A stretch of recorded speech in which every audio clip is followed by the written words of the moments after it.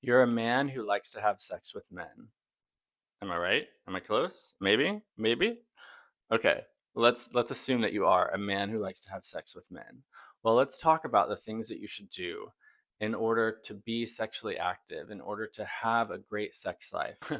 What should you do before entering the pool that is the gay dating scene? Personally, I think you should find a primary care provider who is familiar with the LGBTQ plus community, who's familiar with gay sex, who's comfortable talking about gay sex, and who knows about things like PrEP and DoxyPEP, which have both been around for a while, PrEP especially. DoxyPEP is a little bit newer to the scene, but they should know and have comfort talking about these things and be aware as to why you're asking for them. Find that primary care provider, and first of all, I'd recommend that you get tested for everything, which they'll probably recommend as well. So get tested across the board for all major STIs plus HIV, which is an STI. You get tested for the likes of chlamydia, gonorrhea, syphilis, and HIV.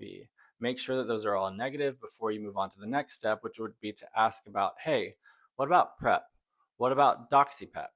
PrEP is a once daily pill, or it's also an injectable and shot, although I have not done those personally. I personally like the once daily pill, but I've been on that since 2014, so it's fairly easy for me now after 12 years of taking it to be accustomed to taking it every morning.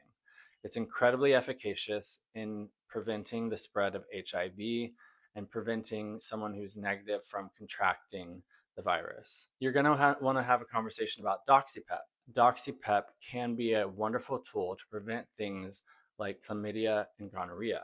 It does not prevent against HIV. So you still need your dual approach, your PrEP and your DoxyPEP. With you now having PrEP and DoxyPEP, I would say you're ready to go out and face the dating pool that I previously mentioned, or the sex pool, whatever. You're able to be more confidently sexually active because you are educated and you know your status of your latest test, and you have these means, specifically PrEP and DoxyPEP, to help you. These things are incredibly important so that we don't harm one another, and by harm, I don't mean intentionally, but unintentionally cause harm to one another through spreading infections. Stay safe out there, have fun, and enjoy yourself, because a lot of us, we didn't get to enjoy ourselves for so many years, or we crept out of the closet, or we came out of the closet late.